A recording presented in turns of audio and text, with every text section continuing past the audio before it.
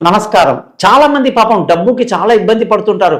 ఎంత కష్టపడ్డా డబ్బులు చేతిలో నిలబడవండి. వచ్చిన డబ్బు వచ్చినట్టు అయిపోతుందండి. అసలు సేవింగ్స్ అనే మాటే లేదండి. అప్పులు తప్ప వెనక మేము మైనస్‌లో వెళ్ళిపోతున్నామని చాలా బాధపడతారు. బాగా గుర్తుపెట్టుకోండి.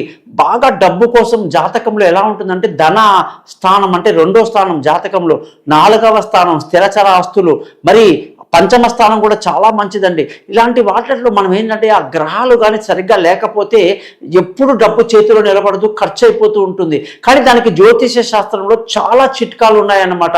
డబ్బుని ఎలా ఆదా చేయాలి, డబ్బు యొక్క సంపాదన ఎలా పెంచుకోవాలి, ఏ విధంగా దాన్ని సెట్ చేస్తే ఎవరి పేరు మీద ఇంట్లో కుటుంబ సభ్యుల్లో పెట్టుకుంటే మనకు డబ్బు అనేది నిలబడుతుందని చెప్పేసి పక్కగా రాసి పెట్టి ఉంటుందన్నమాట. ప్రతి ఇంటి యజమాని కూడా తన దగ్గర డబ్బు అయిపోతుంది అనుకుంటాడు. కానీ అదే డబ్బు తన భార్య దగ్గర ఇస్తే ఎంత గొప్పగా ఉంటుందని ఆలోచన చేయడు. కానీ జ్యోతిష పరంగా మీకు పరిష్కారాలు ఉంటాయి కాబట్టి డబ్బు బాగా ఉండాలంటే నన్ను కాంటాక్ట్ చేయండి. మీ గోపాలయ్య గారు.